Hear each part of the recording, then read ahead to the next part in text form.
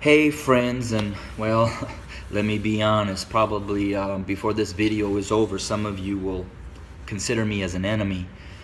But I wanted to share a couple minutes about my thoughts, not only on the tragedies that we have been experiencing over these past months, and especially these last couple of days with the shootings of our black men, but what I'm coming to learn over my 23-year journey of being a white man, living and ministering amongst my black family here in several inner cities of Chicago. And I'm going to speak very black and white because, let's be honest, it's a black and white issue.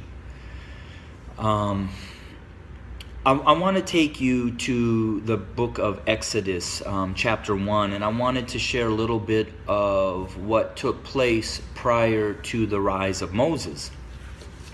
When I read that, it talked about that the Pharaoh became concerned and very fearful that the Hebrew slaves were growing in number and in power.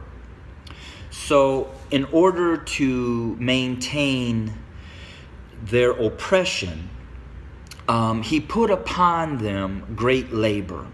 He put upon the Hebrew slaves cruelty to keep them down.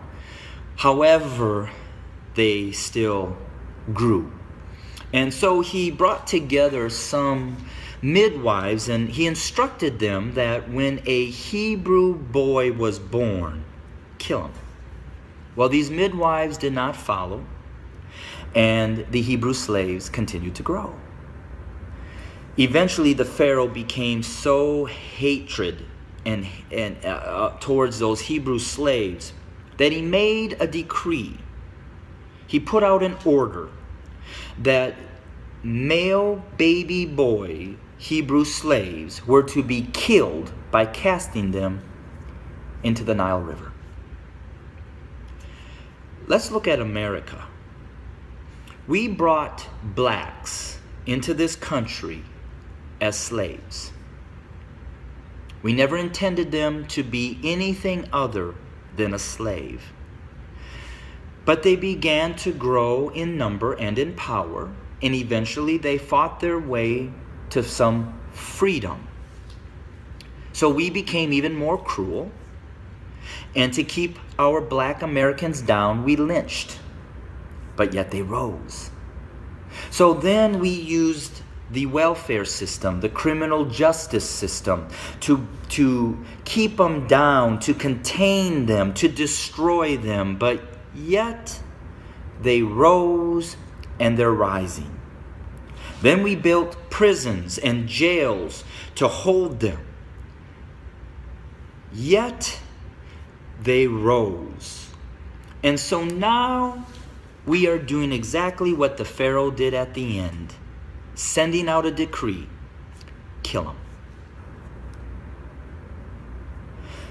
So until we admit that when we wrote this Constitution that all men are created equal, that we never intended to include our black brothers and sisters, our nation may end up facing exactly what the Egyptians faced when they refused to let God's people go. So I'm going to say this to my white fellow Americans, that the bloodshed that is on its way is not on the hands of our fellow black Americans, but is on our hands. We are the ones that are refusing to let God's people go.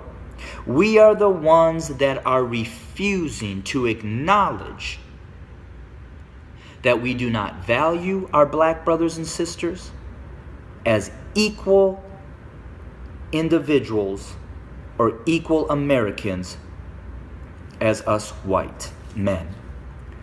And to my black brothers and sisters, the racial issues, as I've said, have been there from the very foundation. But why do we see it more? Because there's a shifting. See, us white men have been at the head since the foundation. But we've had a black president. And you know, we've done everything in our power to keep him from really changing things. Now we have another minority rising to the top, a white female. What does that say? Those of us who are white men who have been at the head are now starting to see and fear that we are going to become the tail. And we know what we've done to you. And so now we're fearful that you're going to do to us what we have done to you. But I will say this. I've lived in a black community for 23 years. I've never been treated the way that this country has treated my black Americans. So I call out my white Americans to say we better heed, repent, acknowledge, and change. Because if we don't, I just want to again say this. The bloodshed that we will experience is on our hands, not the hands of our fellow black Americans. I welcome your comments. I welcome your feedback. Hit me up on Facebook or go to my webpage at www.studio2911.org. Again, that's studio2911.org. I don't necessarily know the answer, except for us white Americans need to repent, acknowledge the lies that we have taught, acknowledge our value system of equality. It is not here, and it does not include our black brothers and sisters. And we need to change, and we need to change now. Thanks for your time. Bless you.